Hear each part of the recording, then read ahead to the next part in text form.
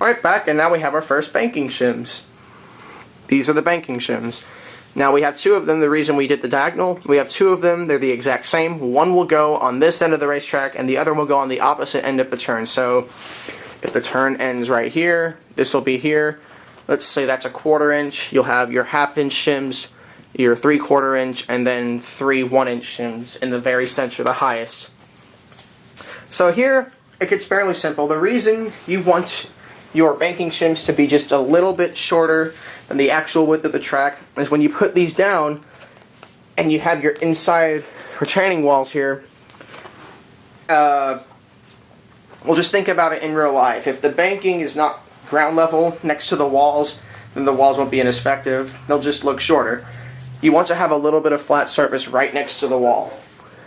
So this is where the hot glue comes in. Just bought these, so I have to open them real quick. Doesn't matter what hot glue you use, high temp, low temp. Preferably, don't use low temperature just because you need time to place them. Be very careful here. Sometimes the tips of your shims, you can't see it because my camera's awful, but the tips of your shims will fray. So you just need to open that up and put a tiny dab of glue and then go like that, and that should fix it. But that's not the issue here. So you want to carefully apply a nice little line of glue across the bottom of the part that will go on the track. You have the glue on, and I don't recommend putting it on the track, on the straight I mean. Put it just as the cars would be entering the straight. Keep the back part of the shim lined up with the outside retaining wall, and if you do that, there should be just a little bit of extra space between the inner wall and the end of the shim. Just for time's sakes, I cut the video and made a little bit of a taller shim. See, this one's a little bit taller. This is further in the corner. This is roughly 3/4 of an inch. So this is the part that's a little bit tricky. This requires good judgment. So you have the piece of cardboard. This will be the track surface, and there's a reason this needs to be a little bit wider. In this case, it's a ton wider than the actual racetrack, but you need this to be a little bit wider. Why? So you have room to cut. Now, let me explain this. First, cut a straight edge here, where the end of the track will be, or the end of the turn.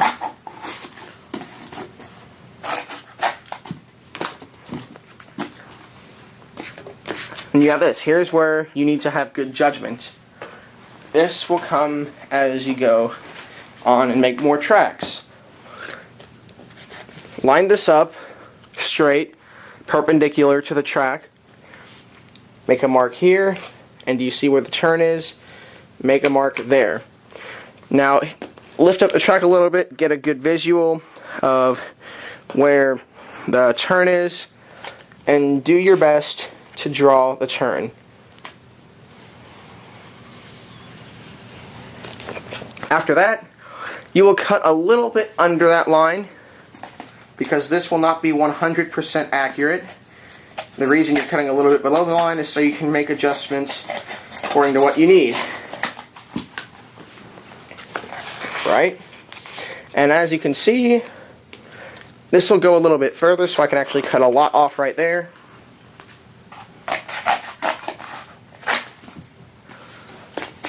Just line it up.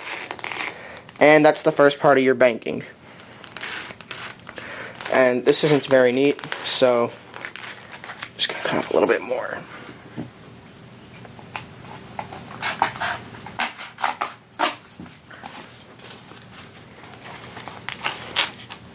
This one's not going to go very well, but it doesn't matter. Now, you have that done. More judgment. Hard to see. On the other side right here, you see where your track outline is. I know it's really hard to see. I'm sorry, but you're just going to have to try your best. Make a mark where that line is up on the banking part. Same over here. And basically, judgment call. Where do you think the line on the track? Now here, you want to cut a little bit above the line. So once again, if you need to, you can make a few extra snips and maybe adjust.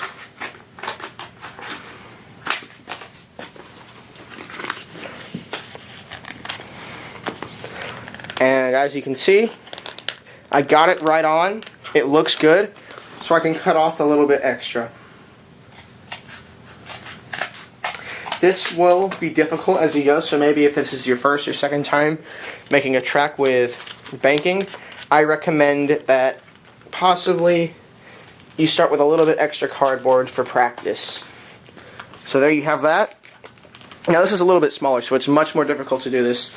Now it's the easy part. Well, first you want to cut this off. You do not ever want to have more overhang there, because the next part of the banking has to be able to fit with this. So when you have the higher banking shim, the edge needs to be somewhat like this one. It will fit here, and you just do the same thing with the cutting. So basically the entire tutorial repeated for the next part of the banking.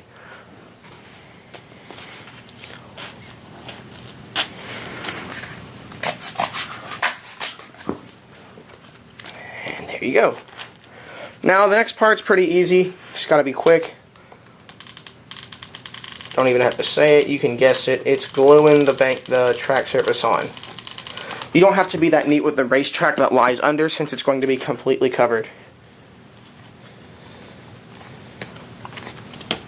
Now the surface is on there nice and tight.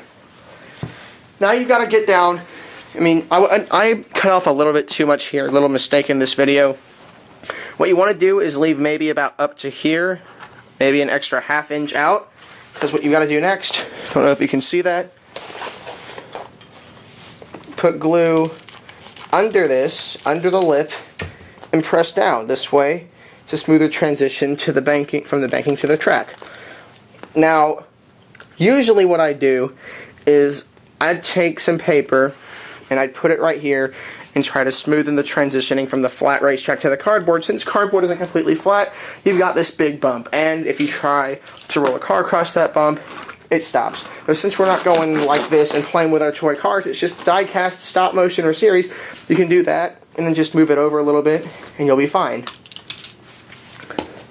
Then over here, the reason you want that extra room is so you can put, as I mentioned earlier, don't make the banking shims quite as long as the width of your racetrack. So you can put glue under here and hold that down. It's okay if you get a little bit of hot glue on your hand. Depending on the hot glue gun you're using, it won't be that hot. This is extremely messy banking. And there you have it. It'll look like this. Pretty cool. It's a cute little piece of banking. You don't ever want it to rise as steeply as this one. On a real racetrack, spread them out. You'll notice maybe if your next shim is over here and your track piece stops right here and you put another piece over here, it dips a little bit here. What you want to do, cut out a little piece of cardboard from any scraps you can find like this, make it in between, make it just a little bit taller than your previous shim, more taller than this shim, then shorter than the shim ahead, and just put it right here, and that should do the trick. And it should raise this part just a little bit more if it goes over.